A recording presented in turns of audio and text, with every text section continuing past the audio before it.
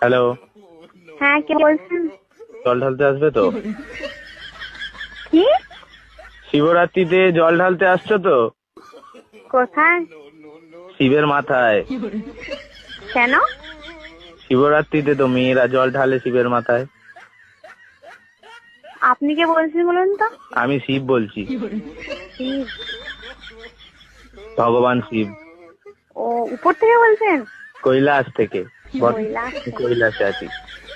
ও, কৈলাস থেকে আমাকে ফোন করে বলছেন শিবের মাথায় জল ঢালার জন্য। এটা কি ছাপামো নাকি? বেলপাতা 3টের বেশি আনবে না, 3টে, কারণ তোর মাথায় চাপ আসবে আমার। আর ঠান্ডা জল ব্যবহার করবে না, দুধ পাইল করে জলটা গরম করে নেবে।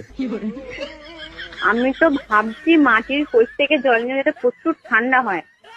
ওরে বাপ রে, একে মাথায় মাথায় ঢালার জায়গায় অন্য জায়গায় ঢালবে সব। ঠান্ডা না হয়ে গরম ঢাললেই চলবে।